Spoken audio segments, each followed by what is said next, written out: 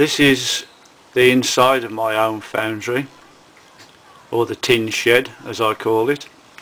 The construction is steel box with corrugated galvanised iron cladding. The idea about that is minimalises the fire risk.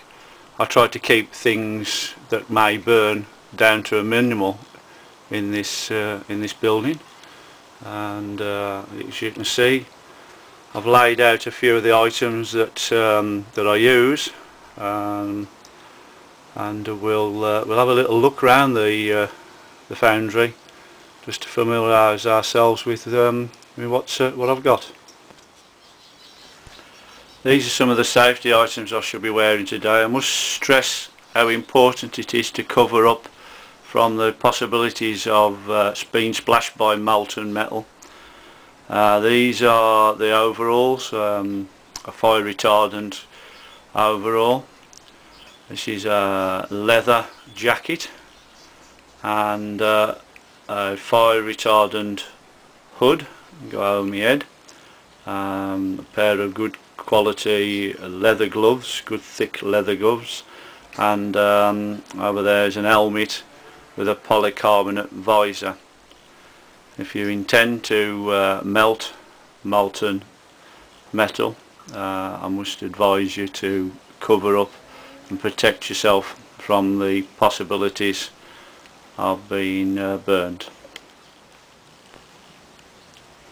These are two of the additives I will be adding to the molten aluminium. This is EcoGas 16. It's a degassing tablet and is introduced by powder on the top of the melt and plunged. Next to it is the Nucleant 2000. That's a powder. It's a grain refiner, again sprinkled on the top of the molten metal and plunged.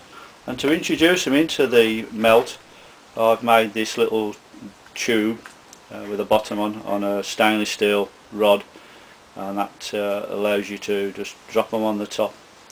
And when they're warmed up, we plunge it to the bottom of the molten mix, and then the slag and the like is dragged off the surface with this tool, again a stainless steel scraper and with a curved edge that's the same as the pot, and we remove the slag with that, and a poker, stainless steel poker.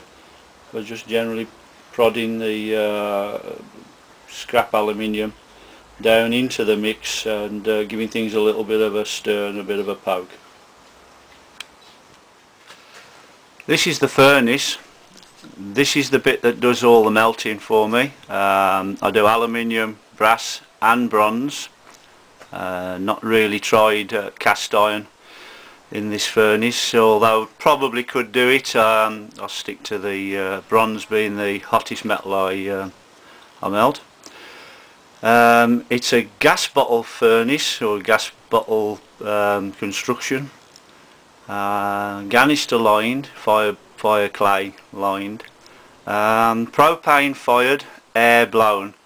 The blower comes off an old Range Rover 12 volt car heater, and the propane is introduced through that pipe to the left, and the gas and air is mixed and introduced into the furnace there. We have some of the clay graphite pots. This is a A8, which is 11 kilogram capacity in brass.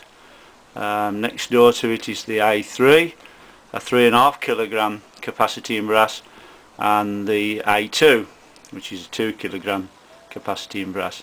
I've made my own melting pots. It's in stainless construction, capacity about 10 kilograms in brass. The likes of this has got the hooks on the top and a little hoop at the back, and it makes for lifting out the furnace and pouring a lot more easier. It's not my idea, something I read in a book. There's my scrap alley that we'll be melting today, and at the back are the flasks or the moulds ready for pouring.